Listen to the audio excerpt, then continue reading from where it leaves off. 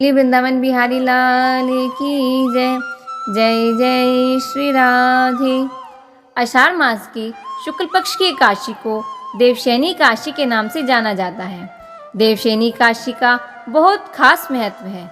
यह सभी एकादशियों में सबसे श्रेष्ठ एकादशी होती है। इस एकादशी से चातुर्मास भी आरंभ हो जाता है। इस एकादशी से अगले 4 महीनों तक कोई भी शुभ और मांगलिक कार्य नहीं किया जाता। आज ही के दिन से भगवान श्री हरि विष्णु क्षीर सागर में शयन करते हैं और फिर उन्हें 4 महीने बाद निद्रा से जगाया जाता है। एक बार धर्मराज युधिष्ठिर जी ने भगवान श्री कृष्ण जी से पूछा कि हे केशव, आषाढ़ शुक्ल एकादशी का क्या नाम है? इस व्रत के करने की विधि क्या है और किस देवता का पूजन इस दिन किया जाता है? तब भगवान श्री कृष्ण कहने लगे कि हे युधिष्ठिर, जिस कथा को ब्रह्मा जी ने नारद जी से कहा था वही मैं तुमसे भी कहता हूँ। एक समय नारद जी ने ब्रह्मा जी से यही प्रश्न किया था। तब ब्रह्मा जी ने उत्तर दिया कि हे नारद, तुमने कलयुगी जीवों के लिए बहुत ही उत्तम प्रश्न किया है, क्योंकि देवशयनी एकादशी का व्रत सब व्रतों में बहुत उत्तम है। इस व्रत से समस्त पाप नष्ट हो जाते हैं और जो मनुष्य इस व्रत को नहीं करते वे नरकगामी होते हैं। इस व्रत के करने से भगवान विष्णु भी बहुत प्रसन्न होते हैं। इस एकादशी का नाम पद्मा भी है। अब मैं तुम्हें इसकी एक पौराणिक कथा कहता हूँ। सूर्यवंश में मानधाता नाम का एक चक्रवर्ती राजा हुआ, जो सत्यवादी और महान प्रतापी था। वह अपनी प्रजा का पुत्र की भांति पालन किया करता था। उसकी सारी प्रजा धन धान्य से भरपूर और सुखी थी। उसके राज्य में कभी अकाल नहीं पड़ा था। एक समय उस राजा के राज्य में 3 वर्ष तक वर्षा नहीं हुई और अकाल पड़ गया। प्रजा अन्न की कमी के कारण अत्यंत दुखी हो गई। अन्न के ना होने से राज्य में यज्ञ आदि भी बंद हो गए। एक दिन प्रजा राजा के पास जाकर कहने लगी कि हे राजन, सारी प्रजा त्राही त्राही कर रही है, क्योंकि समस्त विश्व की सृष्टि का कारण वर्षा ही है। वर्षा के अभाव से अकाल पड़ गया और अकाल से प्रजा मर रही है। इसलिए हे राजन, ऐसा कोई उपाय बताओ जिससे प्रजा का कष्ट दूर हो सके। राजा मानधाता कहने लगे कि आप लोग ठीक कह रहे हैं। वर्षा से ही अन्न उत्पन्न होता है और आप लोग वर्षा ना होने से अत्यंत दुखी हो गए हैं। मैं आप लोगों के दुख को समझता हूँ। ऐसा कहकर राजा कुछ सेना को साथ लेकर वन की तरफ चल दिए। वह अनेक ऋषियों के आश्रम में भ्रमण करते हुए अंत में ब्रह्मा जी के पुत्र अंगिरा ऋषि के आश्रम में पहुंचे।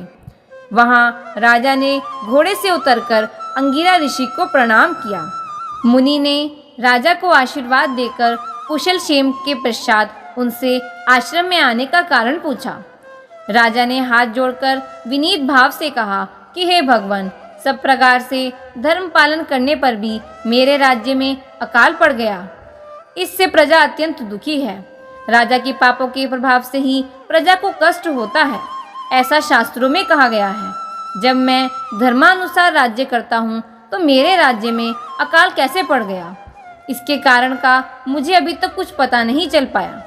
अब मैं आपके पास इसी संदेह को दूर कराने आया हूँ।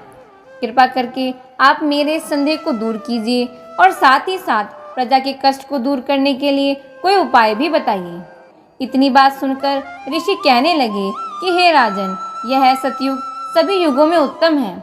इसमें धर्म के चारों चरण सम्मिलित हैं, अर्थात इस युग में धर्म की सबसे अधिक उन्नति होती है। लोग ब्रह्मा की उपासना करते हैं और केवल ब्राह्मणों को ही वेद पढ़ने का अधिकार है। ब्राह्मण ही तपस्या करने का अधिकारी है, परंतु आपके राज्य में एक शूद्र तपस्या कर रहा है। इसी दोष के कारण आपके राज्य में वर्षा नहीं हो रही। इसलिए यदि आप प्रजा का भला चाहते हैं तो उस शूद्र का वध कर दीजिए। इस पर राजा कहने लगे कि महाराज, मैं उस निरपराध तपस्या करने वाले शूद्र को किस तरह मार सकता हूँ? आप इस दोष से छूटने का कोई दूसरा उपाय बताएं।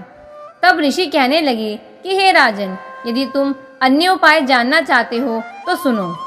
आषाढ़ मास के शुक्ल पक्ष की देवशयनी नाम की एकादशी का विधि पूर्वक व्रत करो। व्रत के प्रभाव से तुम्हारे राज्य में वर्षा होगी और प्रजा सुख प्राप्त करेगी, क्योंकि इस एकादशी का व्रत सब सिद्धियों को देने वाला है और समस्त उपद्रवों को नाश करने वाला है। इस एकादशी का व्रत तुम प्रजा, सेवक और मंत्रियों सहित करो। मुनि के इस वचन को सुनकर राजा अपने नगर को चल दिया और उसने विधि पूर्वक देवशयनी एकादशी का व्रत किया। उस व्रत के प्रभाव से वर्षा हुई और प्रजा को सुख पहुंचा। इस देवशयनी एकादशी का व्रत सब मनुष्यों को करना चाहिए। यह व्रत इस लोक में भोग और परलोक में मुक्ति को देने वाला है। इस कथा को पढ़ने और सुनने से ही मनुष्य के समस्त पाप नष्ट हो जाते हैं। बोलिए वृंदावन बिहारी लाल की जय।